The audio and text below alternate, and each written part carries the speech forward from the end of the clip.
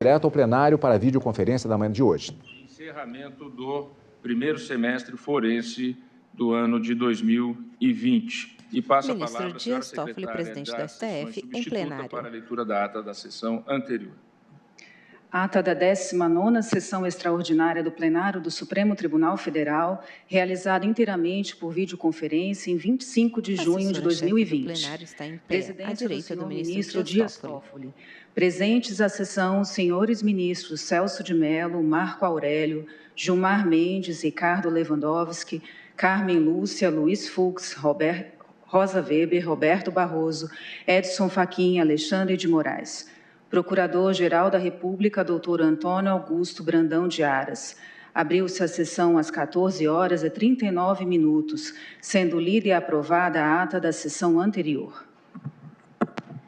Pergunto se há alguma observação a ser feita e, não havendo, declaro a ata aprovada. Ministro Ricardo Lewandowski, há uma lista de relatoria de Vossa Excelência de número 157 de 2020, trata-se de um único feito, agravo regimental nos embargos de divergência, no agravo regimental no recurso extraordinário com agravo número 768.949 do Distrito Federal. Vossa Excelência está negando provimento ao agravo. Eu também me ponho de acordo, pergunto se há alguma divergência. E, não havendo, declaro a unanimidade que foi negado provimento ao agravo. Ministra Rosa Weber, duas listas de relatoria de Vossa Excelência. A lista número 245 contém um feito, um agravo regimental no mandado de injunção 4.823, agravo que Vossa Excelência está negando provimento. Pergunto se estão todos de acordo. Não havendo divergência, negado provimento ao agravo, decisão unânime. Mais uma lista de relatoria da ministra Rosa Weber, lista 246, também com um único feito, embargos de declaração, nos embargos de declaração, no agravo regimental, na ação rescisória 2420, embargos declaratórios que Sua Excelência relatora não conhece com imposição de multa. Pergunto se estão todos de acordo, não havendo divergência, essa proclamação de acordo. Unanimidade.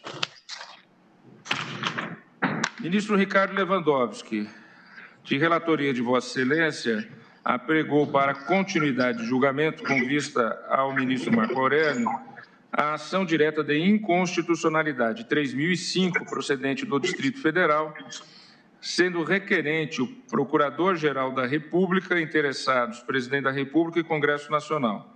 Consta que, após os votos dos ministros Ricardo Lewandowski, relator, e Alexandre de Moraes, que julgavam procedente o pedido formulado na ação direta, e do voto do ministro Roberto Barroso, que o julgava improcedente, pediu vista dos autos do ministro Marco Aurélio, a quem então passo a palavra para o seu voto.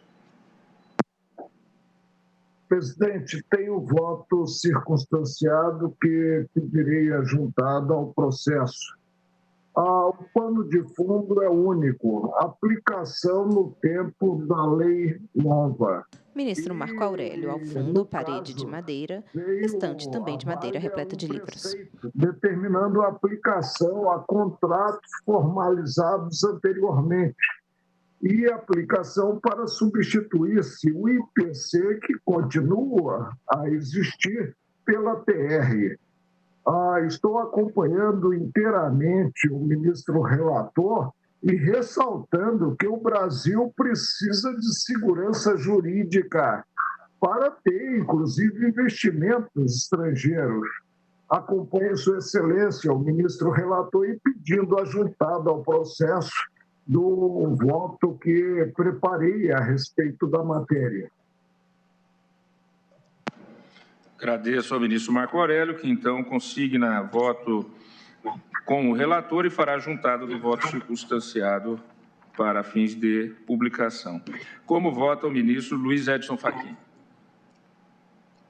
Senhor presidente, eminentes ministros, senhor procurador-geral da República, a matéria vertida nesta de 2005, como consta do voto proferido Ministro Edson pelo Fachin. ministro Ricardo Lewandowski, diz respeito Plenário julgação que trata da atualização monetária de operações de crédito rural. Esta legislação e modificou um índice de atualização monetária, ou seja, do IPC, Índice de Preço ao Consumidor, para a ATR, a taxa referencial. Sua Excelência, o eminente ministro relator, em homenagem à garantia fundamental de proteção ao ato jurídico perfeito, conclui pela inconstitucionalidade do referido dispositivo e eu tenho a honra de acompanhar integralmente o eminente ministro relator. É como voto, presidente. Agradeço ao ministro Luiz Edson Fachin. O ministro Luiz Roberto Barroso já votou. Como vota a ministra Rosa Weber? Senhor presidente, eminentes pares, senhor procurador-geral da República, eu também trago o voto escrito e vou juntar nos autos. Ministra Rosa Estou Weber. acompanhando na íntegra Ao fundo à esquerda, bandeiras do Brasil e Rio Grande do Sul. Estante de madeira repleta de livros toma todo o fundo. Ou seja, juízo de procedência da ação penal. Agradeço à ministra Rosa Weber e agora passo a palavra ao ministro Luiz Fux para o seu voto. Senhor presidente, egrégia corte, ilustre representante do Ministério Público, senhores advogados presentes. Senhor presidente, eu também vou fazer a juntada de voto por escrito. Entendo que a lei teve o escopo de retroagir, o que é vedado pelo artigo 5º da Constituição Federal, mas gostaria apenas de ressaltar que a AGU, no seu memorial, ela nos informa que o dispositivo legal já havia sido tacitamente revogado, não tendo mais eficácia material, porque o Banco Central do Brasil já havia encampado a decisão cautelar da DI 768, que considerou que a TR não era índice de correção. Plenário de julgação que trata da atualização monetária de operações de crédito rural. No memorial, caso o Supremo Tribunal Federal venha declarar a inconstitucionalidade do artigo 26, que é o que estamos fazendo, tal declaração só deve impactar os contratos celebrados antes de 1º de março de 1991, porque dali para diante já houve até a adoção da nossa decisão no sentido de que a TR não era índice de correção monetária. Tanto que pede à AGU a prejudicialidade da ação. Mas, de qualquer maneira, é como a declaração de constitucionalidade conjura do mundo jurídico. A norma, acho que esse resultado é uma questão de adaptação das entidades a essa nossa decisão. Apenas fiz questão de fazer essa observação que a AGU me remeteu. Voto com o relator, pela procedência.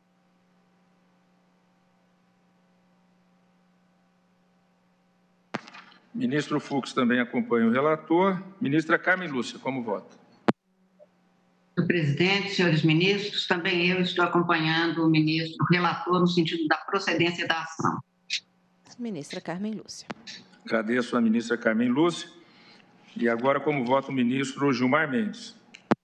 Presidente, também eu estou acompanhando o eminente relator, à luz também da fundamentação trazida pela AGU e pelo Banco Central. A declaração de procedência da ação não gerará prejuízo aos contratos objeto do dispositivo, uma vez que ele não chegou a ser aplicado retroativamente, seja pela medida cautelar proferida pelo STF, seja pela orientação pelo Banco Central. Por isso, eu estou votando pela procedência do pedido para acompanhar o relator, por ser a mais consentânea com a segurança jurídica e a que gera menos impactos aos contratos atingidos, uma vez que a legislação não chegou sequer a ser aplicada retroativamente. É como voto.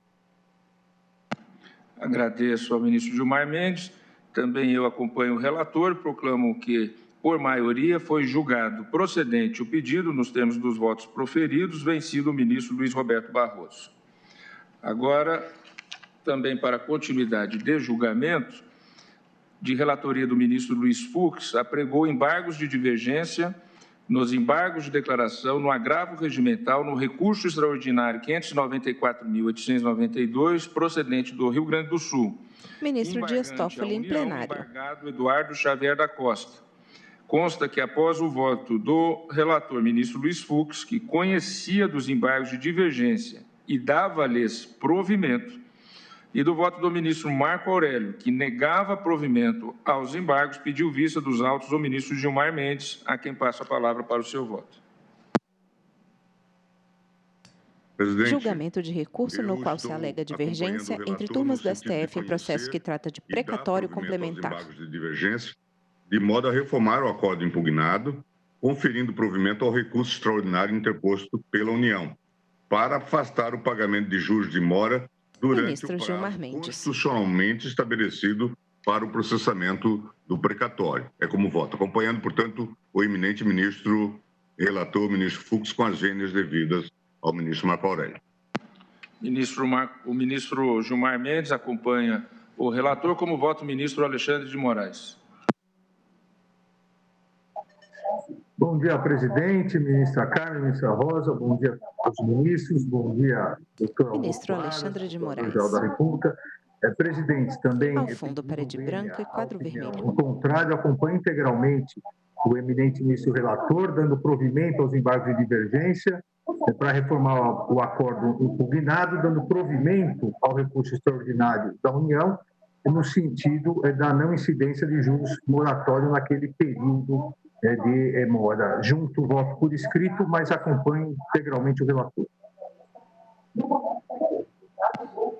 Ministro Alexandre também acompanha o relator. Ministro Edson Fachin.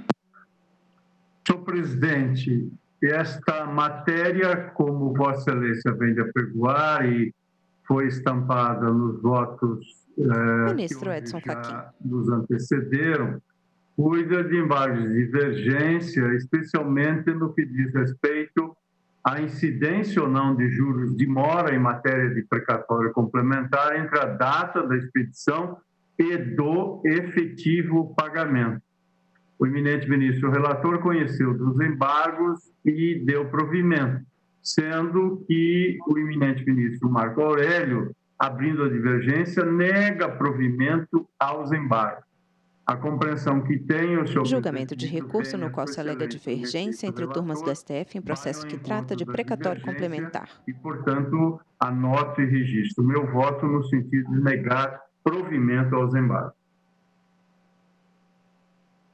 Ministro Luiz Edson Fachin acompanha o ministro Marco Aurélio.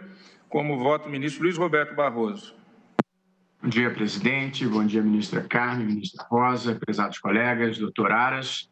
Presidente, também eu estou pedindo vênia às compreensões contrárias, acompanhando o relator, ministro Luiz Fux, para conhecer dos embargos de divergência e dar-lhes provimento, concluindo o meu voto com a seguinte tese jurídica. Ministro Luiz Roberto Barroso. Não incidem juros de mora no prazo para o pagamento de precatórios previsto no artigo 100, parágrafo 5º da Constituição, mesmo que o título executivo contenha essa previsão.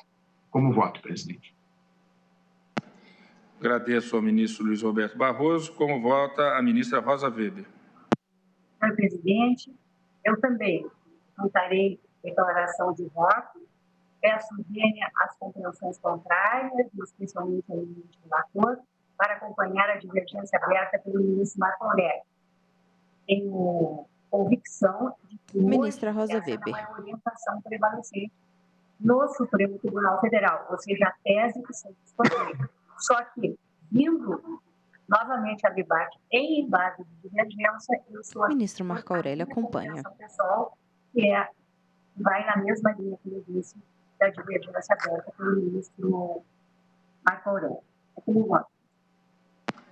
Agradeço a ministra Rosa. Como vota a ministra Carmen Lúcia. Presidente, eu peço vênia à divergência e apresentou os seus argumentos, mas eu estou acompanhando o eminente ministro relator no seu voto com os mesmos fundamentos por ele apresentados. Ministra Carmen Lúcia. O ministro Marco Aurélio sinaliza que gostaria de fazer uso da palavra. Passo, então, a palavra ao ministro Marco Aurélio. Presidente, poderia usar a palavra no final. É que votei apenas quanto à preliminar. Ministro Marco Aurélio. Do recurso de embargo de divergência, assentando que não teria, no caso concreto, aderência mas vejo que o próprio relator e também os colegas estão indo à matéria de fundo, e eu precisarei, no final, me pronunciar quanto a essa matéria de fundo. Por isso é que me reservo a palavra ao término, quase ao término, antes da proclamação de Vossa Excelência, para dizer por que divirjo também quanto à matéria de fundo. Pois não, eu que agradeço para a ajuda na condução dos trabalhos, que à distância fica um pouco mais difícil, e aí agradeço ao ministro Marco Aurélio pela palavra usada, e terá a palavra logo após, então, o voto do ministro Ricardo Lewandowski. Presidente, estou com a palavra? Sim, Vossa Excelência tem a palavra. Bem. Muito obrigado, senhor presidente. Cumprimento a todos os presentes. Lewandowski. E quero dizer que, com a devida vênia da divergência, acompanho o relator para conhecer e dar provimento aos embargos de divergência. Eu quero assentar, e o faço não apenas por acompanhar os argumentos do eminente relator, mas também porque já votei nesse mesmo sentido no agravo regimental, no recurso extraordinário 1.188.804. Portanto, a decisão, o voto do eminente relator está coincidente com o que eu penso sobre a matéria. Ministro Ricardo Lewandowski acompanha o relator. Passa a palavra, então, ao ministro Marco Aurélio para o seu voto. Presidente. Pois não. Ministro Fux, o relator. Se o ministro Marco Aurélio me permite... Não, Vossa Excelência, relator, tem preferência. Né? Tem preferência? Então, muito obrigado, ministro Marco Aurélio.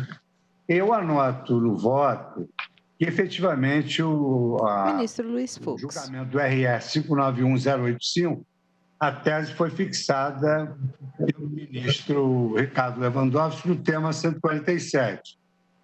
Sem prejuízo, nós temos o enunciado da súmula vinculante número 17. E o que diz a súmula vinculante?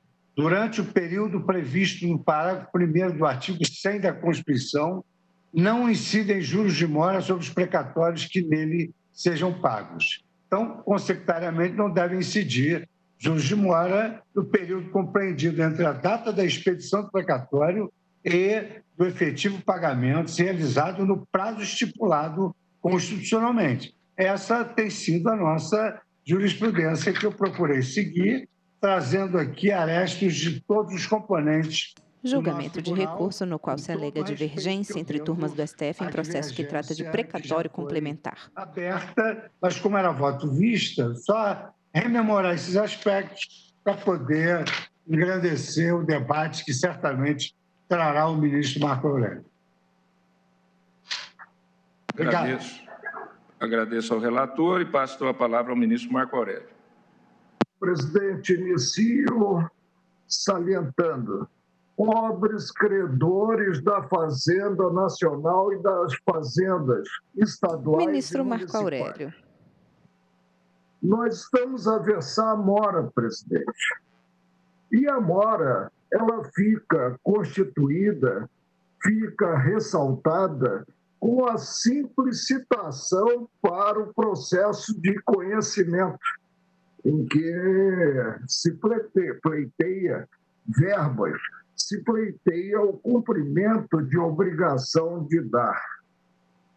E aí o que ocorre, considerada essa jurisprudência, e eu estava tentando ver quando foi editado o verbete vinculante, os credores sofrerão uma diminuição, em tese, uma diminuição quanto ao crédito de 9%, no que se aponta que a partir da expedição do precatório até a liquidação do débito, se ocorrida a liquidação dentro dos 18 meses, não se terá a incidência de juros da mora em 0,5% ao mês. Por isso é que eu cheguei a esse resultado, diminuição do crédito em 9%. Mas veio, presidente, a reforma constitucional mediante a emenda número 62. E essa emenda, tendo presente até mesmo a jurisprudência do Supremo, que criou um período de graça em prejuízo da parte mais fraca, que é o credor, beneficiando o todo-poderoso Estado, essa emenda ela se mostrou explícita ao versar a atualização. O fez no parágrafo 5º do artigo 100, não bastasse a ordem natural, que é a liquidação do débito tal como se contém, ao dispor que haverá atualização. Atualização aqui não é apenas aquela voltada a afastar em si os efeitos da inflação, mas também alcança os juros da mora. Haverá atualização quando do pagamento dos valores devidos. A mais, a emenda, ela afastou o presidente, robustecendo essa previsão da atualização, a expedição de precatórios complementares, o fazendo mediante o hoje parágrafo 8º do artigo 100. Fala o ministro Marco Aurélio. Julgamento do recurso no qual se alega divergência entre turmas do STF em processo que trata de precatório complementar. 12, que, no caso, se tem até o pagamento a incidência da correção monetária e dos juros da mora. Leio o parágrafo 12. A partir da promulgação desta emenda constitucional, a atualização de valores de requisitórios após a sua expedição, termo inicial, portanto, da incidência do fator alusivo à correção monetária e da incidência dos juros da mora. E continua. Até o efetivo pagamento, não há período de graça, como proclamado pela ilustrada maioria do Supremo, independentemente de sua natureza, crédito comum ou alimentício. Será feita pelo índice oficial de remuneração básica da caderneta de poupança. E houve o retoque aqui do Supremo, porque esse índice não corresponde, como nós vimos, foi demonstrado pelo ministro Carlos Aires Brito, não corresponde à inflação do período, e para fim de compensação da mora, incidirão, é o que está em bom português no parágrafo 12, do artigo 100 da Constituição Federal, incidirão juros simples no mesmo percentual de juros incidentes sobre a caderneta de poupança. Aí sim, ficando excluídos juros compensatórios. Não se trata de juros compensatórios, mas de juros da mora. Como diante do que previsto na Lei das Leis da República, posso dizer Fala o ministro Marco Aurélio. Que o credor sofrerá uma diminuição quanto ao crédito de 9%, porque nos 18 meses que tem a Fazenda para liquidar o débito, e em muitos casos não liquida esse débito, enquanto o particular tem 24 horas para fazê-lo, né? Não se terá a incidência dos juros da mora, dando-se o dito que se verificou quando da citação inicial para o processo de conhecimento, pelo não dito, presidente. Julgamento de recurso no qual se alega divergência entre turmas do STF em processo que trata de precatório complementar. Do lado mais fraco, mas no caso concreto, a Constituição é explícita ao afastar essa máxima. A Constituição é explícita ao revelar que, muito embora se tenha o prazo dilatado de 18 meses, não as 24 horas que tem o cidadão comum para a liquidação do débito, esse débito deve ser satisfeito tal como se contém, ou seja, atualizado para não ser diminuído pelos efeitos perniciosos da inflação e também acrescido esse débito dos juros da mora, que não deixa de existir em passe de mágica, segundo a dicção do Supremo. Me perdoe, presidente, nós estamos aqui para utilizar uma expressão do Ministério Público da Pertence diante de uma chapada inconstitucionalidade quanto ao enfoque, segundo o qual se tem a exclusão nesses 18 meses, incidem os juros até a requisição. Mas, a partir da requisição, há um período de graça para a Fazenda, não haverá a incidência dos juros da mora ou dos juros moratórios. Ultrapassada a problemática do pressuposto de recorribilidade, que para mim se mostrou falta de aderência, já que o acordo considerou título judicial trânsito em julgado prevendo a incidência dos juros da mora, enquanto não se tem a mesma premissa no acórdão cotejado, não haveria, portanto, aderência indispensável ao cabimento dos embargos de divergência. Quanto à matéria de fundo, desprovejo esse recurso da União, que para mim, pelo menos, é vergonhoso. Ministro Marco Aurélio. Julgamento de recurso no qual se alega divergência entre turmas do STF em processo que trata de precatório complementar. Profere um voto extremamente aprofundado e quase me convence, mas eu tenho precedentes exatamente na linha do relator, que já decidi. Ministro Dias Toffoli. A divergência para acompanhar o ministro Luiz Fux.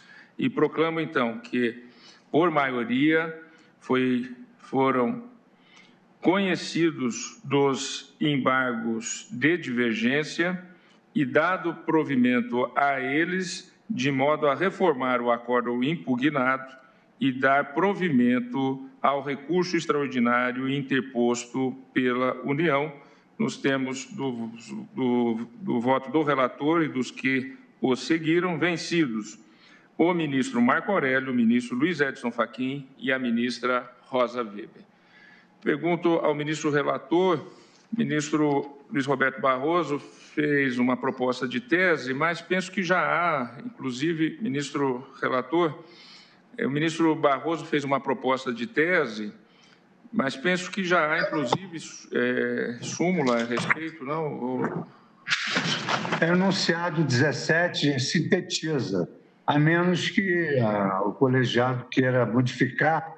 É súmula vinculante já 17. Ministro Luiz Presidente. Pois não, ministro Barroso. Eu não fiz propriamente uma proposta de tese. Não que a carapuça entre. Ministro Marco Aurélio. Incluir o meu voto uma tese. Eu entendo. Não vincula o Supremo. Se alguns desconhecem o verbete vinculante. Ministro Marco Aurélio, é que são para os do julgamento do Supremo. Na atuação no colegiado maior. Elegível pelos jurisdicionados. Ministro Luiz Roberto Barroso. Geral, e pelos tribunais que vão ficar vinculados. Portanto, eu sempre concluo os meus votos, salvo exceções, com tese jurídica que deixe inequivocamente claro a linha de pensamento e a razão de decidir.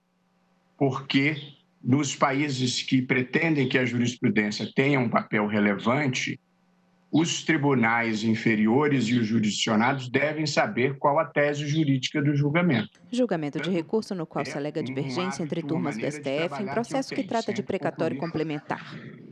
No caso da repercussão geral, eu acho que ela é obrigatória porque a lei impõe. No caso das ações diretas de inconstitucionalidade, uma imposição expressa na lei, mas acho que é conveniente, para ser vinculante, é preciso saber qual é a tese jurídica. Esse é o meu ponto de vista. Portanto, presidente, eu não propus propriamente uma tese ao relator. Essa é a conclusão do meu voto, é o fundamento jurídico do meu voto. Presidente. Pois não, ministro Fux. Eu gostaria só de abordar um tema periférico que hoje é muito importante, que é efetivamente o relativo à segurança jurídica pós-pandemia. Hoje, mais do que nunca, é muito importante que o Supremo Tribunal Federal estabeleça teses jurídicas na medida em que o novo Código de Processo Civil impõe a obediência a essas teses fixadas desde o nascedouro da ação. Assim, por exemplo, os juízes, se houver, vamos dizer assim, uma judicialização excessiva, os juízes devem obedecer os enunciados superiores do STJ em matéria infraconstitucional e do Supremo em matéria constitucional, podendo, inclusive, julgar o pedido no nascedouro, inclusive improcedente o pedido sem oitiva do réu, porque a improcedência não lhe causa prejuízo. E toda vez que o juiz julga de acordo com o enunciado e as teses fixadas pelo Supremo, não cabe recurso, porque hoje um dos requisitos de admissibilidade é que o recurso não queira confrontar a tese jurídica fixada pelos tribunais superiores. Só que entendo muito importante que nós sempre utilizemos essa técnica. Na sessão passada, discutimos, inclusive, uma boa alteração regimental, que é a fixação de teses no controle concentrado.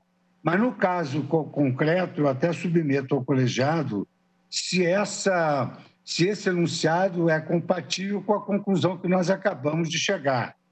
A súmula vinculante 17 dispõe o seguinte: durante o período previsto, o parágrafo 1º do artigo 100 da Constituição, que foi o dispositivo sobre o qual foi feito o crivo judicial, então, durante o período previsto no parágrafo 1º do artigo 100 da Constituição, não incidem juros de mora sobre os precatórios que neles sejam pagos. Eu manteria... Julgamento de recurso no qual se alega divergência entre turmas do STF em processo que trata de precatório complementar. Fala o ministro Luiz Fux. Os colegas que acompanharam o relator se colocam de acordo com essa proposição. Então, eu proclamo que foi aprovada essa tese para esse julgamento, vencidos os ministros Marco Aurélio, Luiz Edson Fachin e Rosa Weber. Senhoras e senhores ministros, nós esgotamos a pauta do dia de hoje, prevista inicialmente. Antes de passar a uma prestação de contas desse primeiro semestre, pergunto às ministras e aos ministros se teriam algum outro feito para ser trazido em mesa. Verifico que não há. Então, cabe a mim fazer, então, o pronunciamento de encerramento deste primeiro semestre forense do ano de 2020. Senhoras ministras, senhores ministros, senhoras e senhores, encerramos hoje mais um semestre de intenso trabalho e dedicação da parte de todos. Desde logo expresso meu profundo agradecimento às senhoras e senhores ministros. Ministro Dias Toffoli, presidente do STF, em plenário. Assessores, servidores, colaboradores e estagiários, pelo engajamento na plena continuidade das atividades deste tribunal. Agradeço também a toda a magistratura brasileira e consignar o quanto dela nos orgulhamos. E também a todo o sistema de justiça, as funções essenciais da justiça, Ministério Público, a advocacia privada, a advocacia pública e a defensoria pública. Agradeço o grande esforço de cada um dos magistrados, das magistradas, dos servidores e dos colaboradores do Poder Judiciário pela dedicação, pelo comprometimento e pela perseverança em realizar a justiça no cotidiano dos brasileiros. Agradeço ainda a contribuição imprescindível, como já disse, das funções essenciais da justiça. Foi um semestre de grandes desafios, mas também um semestre de união de forças, de colaboração e diálogo construtivo. Com criatividade e empenho, nos adaptamos às novas rotinas de trabalho e, a partir de um esforço comum, realizamos um primeiro semestre extremamente frutífero. Exercer a jurisdição constitucional em um país complexo como o Brasil, com seus 210 milhões de habitantes, 27 estados, 5.570 municípios e 90 tribunais, não é tarefa fácil. Essa missão tornou-se ainda mais árdua em meio a uma pandemia que fragiliza a todos nós e a todos impacta, e que, infelizmente, tem ceifado inúmeras vidas. Já são quase 60 mil mortos em decorrência da doença. São 60 mil vidas e projetos interrompidos. Inclusive, ontem, o falecimento de um desembargador do Tribunal de Justiça do Estado do Paraná. Enviamos, então, aqui as nossas condolências à sua família, aos seus amigos e ao Tribunal de Justiça do Estado do Paraná, na pessoa do seu presidente Xisto. São inúmeras famílias que amargam a dor da perda de um ente querido. Em nome do Supremo Tribunal Federal e de todo o Poder Judiciário, expresso mais uma vez a mais profunda solidariedade e pêsames às famílias enlutadas. Em meio à pandemia, passamos a conviver com a incerteza quanto ao futuro, a temer por nossa própria saúde e também daqueles que amamos. Projetos foram adiados, negócios, alguns decorrentes do trabalho de uma vida inteira, foram suspensos ou encerrados. Inúmeras famílias perderam ou sofreram redução de sua renda. O brasileiro passou a clamar por mais saúde, segurança, estabilidade, emprego, renda e alimentação. Passou, assim, a clamar pela efetividade dos seus direitos individuais, sociais, econômicos e culturais. Mas é nos momentos exatamente de maior fragilidade social e de incerteza que a relevância e a responsabilidade do Poder Judiciário e de todo o sistema de justiça se amplificam. No Estado democrático de direito, a justiça é a justiça que faz valer as leis e a Constituição. É a justiça que livra o cidadão do arbítrio e assegura a efetividade dos seus direitos mais básicos. É também função primordial da justiça promover segurança jurídica, gerando confiança, previsibilidade e estabilidade às relações. Tendo isso em vista, no primeiro semestre de 2020, o Poder Judiciário brasileiro e o Supremo Tribunal Federal mantiveram-se em pleno funcionamento, oferecendo o devido amparo à sociedade brasileira. Com independência e altivez, essa Suprema Corte atuou como elemento estabilizador da ordem política, econômica e social, com o trabalho de cada um dos seus ministros e ministras, decidindo acerca de temas fundamentais ao regular funcionamento do Estado democrático de direito. Em meio à pandemia, seguimos sendo a Suprema Corte mais produtiva do mundo. Fala o ministro Dias Toffoli, presidente do STF. Acervo dos últimos 24 anos. São 29.285 processos hoje em tramitação.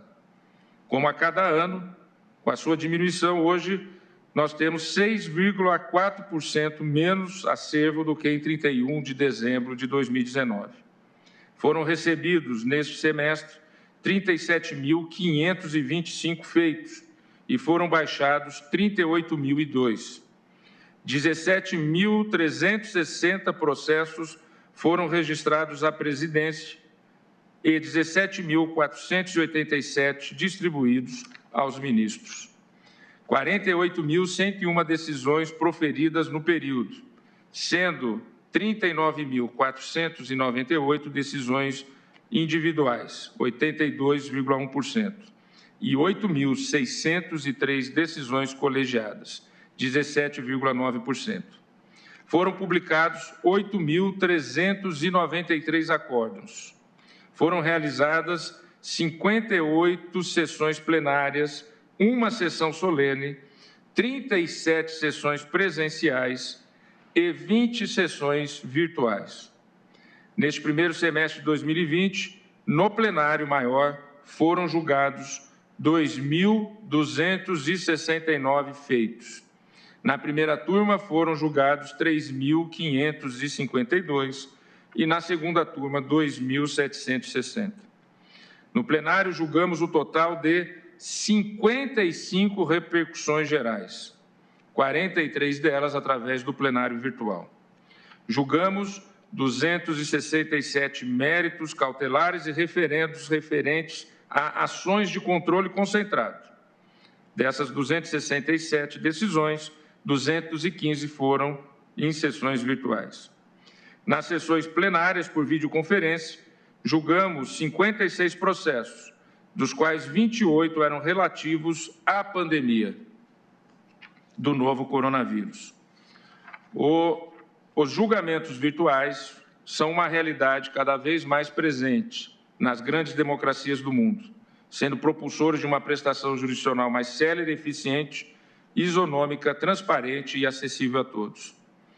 Nada disso, no entanto, retira a relevância das sessões presenciais e diminui o valor inerente a um julgamento realizado com magistrados, defensores, membros do Ministério Público e jurisdicionados reunidos na mesma sala de audiência. E todos nós esperamos que, o quanto antes, isso seja possível de voltar a ocorrer. Destaco que, neste primeiro semestre, priorizamos o julgamento das questões relacionadas à pandemia. Foi criado um sistema de triagem dos processos. Seguimos monitorando a judicialização da pandemia perante o Tribunal por meio do painel das ações Covid-19, acessível a todos pelo sítio eletrônico do Tribunal na internet.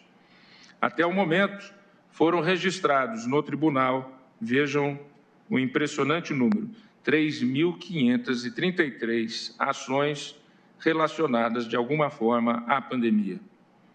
E foram proferidas 3.692 decisões quanto ao tema. Mediante suas decisões, o Supremo fixou diretrizes de interpretação normativo-constitucional aos poderes públicos e aos entes da Federação em todas as suas esferas, acerca das situações extraordinárias surgidas com a pandemia. Validamos medidas emergenciais adotadas pelos poderes públicos sempre que compatíveis com a Constituição e coibimos eventuais excessos, tudo dentro da Constituição e colegiadamente. Na qualidade de grande árbitro da Federação, o Tribunal promoveu a necessária coordenação entre as unidades federativas no enfrentamento à pandemia. Desse modo, promoveu a segurança jurídica necessária para que o país possa cruzar essa pandemia, ao menos na área jurídica, com a máxima atenção à saúde da população e zelando pela manutenção dos empregos, da renda e da capacidade produtiva do setor do mercado e do setor estatal. Fala o ministro Dias Toffoli, presidente do STF. Da pandemia proferidos por esta Corte. Legitimidade da redução da jornada de trabalho e do salário ou da suspensão temporária do contrato de trabalho por meio de acordos individuais, independentemente de anuência sindical. Suspensão da norma que não considera doença ocupacional os casos de contaminação pelo coronavírus e de que limita a atuação dos auditores, que limitava a atuação de auditores fiscais do trabalho à atividade de orientação. Afastamento da exigência da Lei de Responsabilidade Fiscal e da Lei de Diretrizes Orçamentárias, a fim de viabilizar programas de combate ao novo coronavírus. Suspensão da norma da medida provisória 928 de 2020, que restringia a lei de acesso à informação. Dispensa da autorização do Ministério da Saúde ou da Anvisa para que os estados e os municípios, no âmbito de suas competências respectivas e nos limites de seu território, decretassem medidas de isolamento e quarentena, mas sempre com fundamentos em orientações técnicas de organizações da saúde. Declaração de que os atos de agentes públicos na pandemia devem observar critérios técnicos e científicos de entidades médicas e sanitárias, sob pena de configurar erro grosseiro, sendo passível de responsabilização. Logramos ainda julgar uma série de outras questões de fundamental importância, a saber, possibilidade de doação de sangue por homossexuais, inconstitucionalidade de lei que proíba o ensino de ideologia de gênero ou orientação sexual, constitucionalidade da lei da terceirização, validade do inquérito a respeito da defesa da instituição, chamado inquérito das fake news e de ataques ao Supremo Tribunal Federal, proibição de redução salarial do servidor público, suspensão da portaria que possibilitava a liberação automática de agrotóxicos, impossibilidade de o Poder Executivo promover unilateralmente o corte no repasse de recursos relativos ao orçamento de outros poderes e instituições autônomas, dentre inúmeros outros julgados. Assim, em meio à anormalidade da pandemia, conseguimos ainda dar vazão ao julgamento de outras questões também preteríveis à necessidade de segurança jurídica e previsibilidade. Tudo colegiadamente. Senhoras e senhores, o primeiro semestre de 2020 não foi fácil para ninguém. No momento, ainda estamos passando por essa situação sui generis que ninguém imaginava que viveríamos. Em meio a uma pandemia que atinge a todos e afeta especialmente os socialmente mais vulneráveis, a sociedade brasileira viu-se instada a exercitar a solidariedade e o espírito fraternal, mais do que nunca. As instituições públicas e privadas reforçaram o diálogo na busca por soluções para os impasses decorrentes da crise social e de saúde, e muito ainda há de ser feito. Destaco que pesquisa divulgada recentemente pelo Instituto Datafolha, do jornal Folha de São Paulo, revelou que 75% dos entrevistados apoiam a democracia. Isso prova que a democracia brasileira e também o Supremo Tribunal Federal, que foi muito bem avaliado, emergem fortalecidos. Amanhã, dia 2 de julho, terá início o recesso legal forense do Tribunal. Nesse período, os prazos ficam, por força legal, suspensos, nos termos da Lei Complementar 35 de 1979.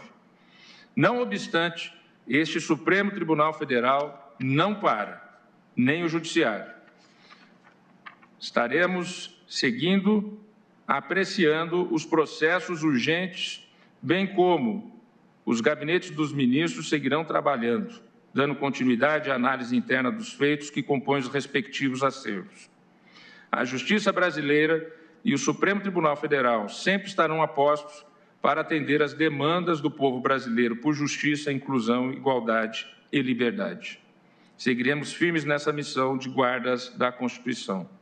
É isso que a sociedade brasileira espera de nós e é esse o nosso compromisso. Na oportunidade, desejo às senhoras ministras, aos senhores ministros, que possam também ter, nesse período, embora haja a continuidade dos trabalhos, um período que nós possamos também ter uma revitalização e uma reflexão e um pouco de descanso também para cuidarmos exatamente da nossa saúde física e mental, que tanto uma corte como essa nos consome. Fala o ministro Dias Toffoli, presidente do STF. Processos só relativos à Covid. Se nós compararmos, por exemplo, com uma Suprema Corte dos Estados Unidos da América, que julga 100 processos por ano, vejam a carga de trabalho que nós temos. Mas esse compromisso nós não renunciamos muito, pelo contrário, o enfrentamos e vamos continuar enfrentando. Às senhoras e senhores ministros, nesse período de recesso, desejo muita saúde e muita paz.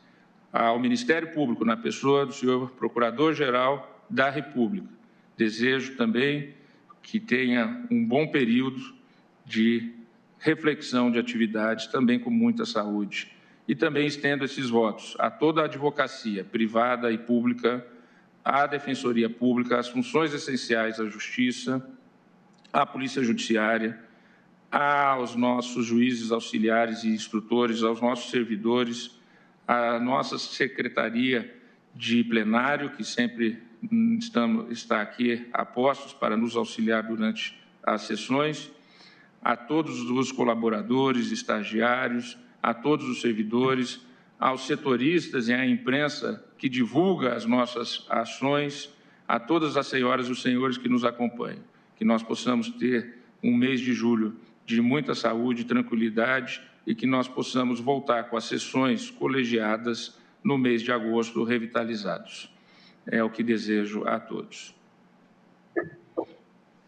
Ministro Marco Aurélio pede a palavra. Com a palavra, o ministro Marco Aurélio. Presidente, hoje no plenário sou o mais longevo em termos de idade. Ministro Marco Aurélio. Por isso mesmo, cabe-me pronunciar algumas palavras. Vossa Excelência realmente falou por todos nós, falou personificando o Supremo. Nós estamos realmente na vitrine. E quando se está na vitrine, o estilingue funciona. Claro que não contentamos com o órgão julgador a todos. Sempre há um segmento, principalmente nos processos, inconformado com o pronunciamento do Supremo. O que posso dizer, presidente? Que alcançamos números realmente formidáveis em termos de prestação jurisdicional. E alcançamos a partir de uma positiva, de uma profícua coordenação de Vossa Excelência na condução dos trabalhos do Supremo. E ressalto mais que Vossa Excelência, na gestão do Supremo, na representação do Supremo, nos personificando, portanto, nessa representação, atuou com muita temperança, atuou com muita compreensão, atuou buscando, acima de tudo, o entendimento e a harmonia que deve haver entre os poderes da República. Cumprimento o presidente pela gestão de praticamente mais de 18 meses à frente do Supremo e digo que tenho imensa satisfação de atuar, como também tem os colegas, sob a coordenadoria de Vossa Excelência.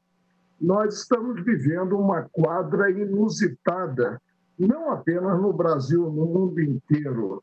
E o sofrimento salta aos olhos dos cidadãos em geral, principalmente aqueles que têm perdas fatais no âmbito das respectivas famílias.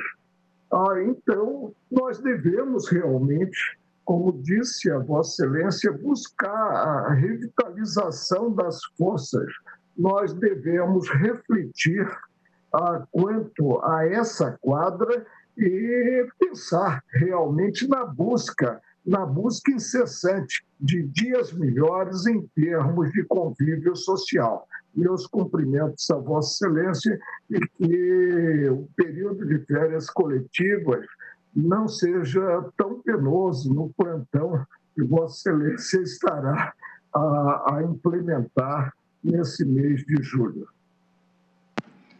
Agradeço ao ministro Marco Aurélio as palavras dirigidas, em especial, em particular, a mim dirigidas, mas esse é um trabalho de todos nós, de colaboração, de coordenação e de, nesse momento de solidariedade, eu tive a solidariedade de cada uma das senhoras ministras e dos senhores ministros e reitero os meus agradecimentos. O Procurador-Geral da República, doutor Augusto Aras, pediu para fazer uso da palavra. Passo a palavra à Sua Excelência, o Procurador-Geral. Bom dia, excelentíssimo senhor ministro Dias Toffoli, presidente do Supremo Tribunal Federal, excelentíssimas senhoras ministras. Augusto Aras, Procurador-Geral da República, parede branca ao fundo, relógio à esquerda e bandeiras ao centro. Brasileiro. Excelentíssimos senhores senadores, deputados, colegas do Ministério Público, advogados, demais autoridades, servidores, servidoras, senhoras e senhores que acompanham essa transmissão. Temos a última sessão plenária do primeiro semestre de 2020. Com muita satisfação, o Ministério Público brasileiro participou, perante esta Corte Suprema, de muitas vitórias para o povo brasileiro. Em meio aos desafios da inesperada pandemia da Covid-19, o sistema de justiça, e no particular os órgãos integrantes do sistema da jurisdição constitucional, não só continuaram e continuam servindo a nossa pátria, mas deram mostras de vigor institucional e competência de seus quadros, atuando em prol do inquestionável e fundamental direito à vida, quanto em prol da ordem econômica dos direitos coletivos, todos igualmente ameaçados neste contexto planetário pandêmico. Neste período, nos esforçamos por buscar ações coordenadas e coerentes em todo o Ministério Público brasileiro, com apoio do GIAC, Gabinete Integrado de Acompanhamento da Epidemia Covid-19, a fim de minimizar danos e melhor proteger os cidadãos. Ao mesmo tempo em que lidamos com os desafios advindos com a pandemia, prosseguimos em nossa atuação contra o crime organizado, a corrupção, a lavagem de dinheiro, os delitos ambientais, o combate à violência doméstica e a defesa dos direitos e garantias fundamentais.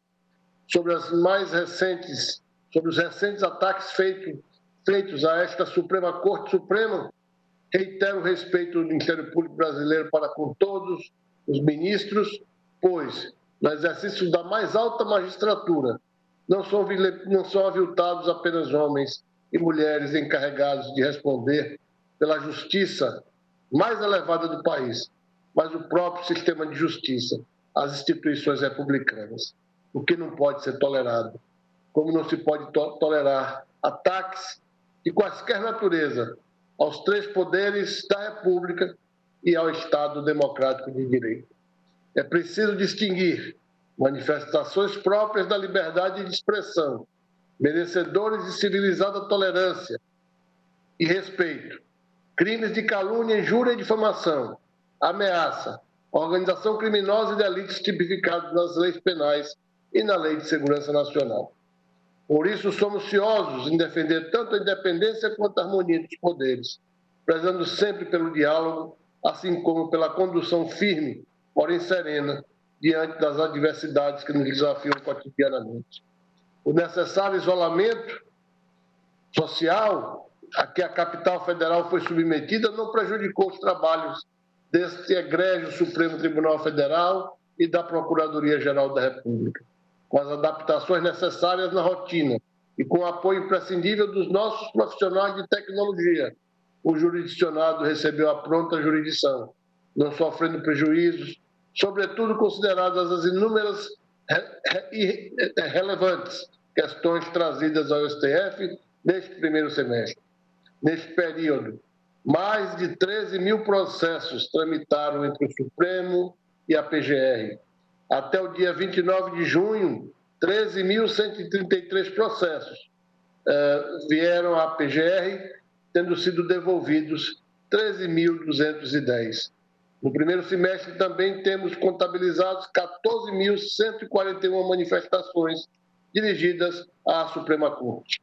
Somente em ações de controle concentrado de constitucionalidade foram 562 manifestações, dentre elas 30 ajuizamentos de ações diretas de inconstitucionalidade em apenas 6 meses. Apresentamos 8 pedidos de instauração de inquérito e, no mesmo período, vieram a ser formuladas 5 denúncias envolvendo 25 denunciados. Para esse resultado, contamos com a valiosa atuação do vice-procurador-geral da República, Dr. Humberto Jacques de Medeiros, e dos subprocuradores-gerais da República, com atuação perante as turmas do Supremo Tribunal Federal. E nomino Dr. Alcides Martins, doutora Cláudia Sampaio Marques, Dr. José Laedes Marques Teixeira, Dr. Juliano Baioc, Dr. Paulo Gustavo Brunet Branco, Dr. Wagner Natal Batista. E para a coordenação dos trabalhos internos, destaco igualmente a valorosa e primorosa atuação na função constitucional da Subprocuradora-Geral da República, Maria das Mercês de Castro Gordilho Aras, minha amada esposa e respeitada colega. Na função penal, destaco a atuação do nosso vice-PGR, Dr. Humberto Jacques, que coordena a área penal, e da colega Lindora Maria Araújo, que coordena os trabalhos dos processos ainda remanescentes da Operação Lava Jato. É com este espírito de manter a normalidade do funcionamento das instituições republicanas, mesmo em tempos de pandemia. Fala Augusto Aras, Procurador-Geral da República. reafirmando o nosso compromisso com a Constituição, as leis e com os cidadãos do nosso país. Seja em tempos de Covid-19, seja em tempos mais amenos, prosseguiremos firmes e constantes no propósito de alcançar o bem comum. Desejo a Vossas Excelências e a todos que acompanham esta transmissão um bom descanso, com saúde e paz. Muito obrigado a todos. Muito obrigado, senhor presidente, senhoras ministras, senhores ministros. Agradeço ao Procurador-Geral da República, doutor Augusto Aras, e, mais uma vez, renovo os nossos respeitos à pessoa de Vossa Excelência e à instituição do Ministério Público, seja na sua atuação nessa corte como parte ou como fiscal da lei no exercício do seu munus público constitucional. As palavras aqui proferidas ficarão registradas para a história deste tribunal. Não havendo mais o que deliberar nesta sessão, agradecendo a presença de todos, declaro-a encerrada.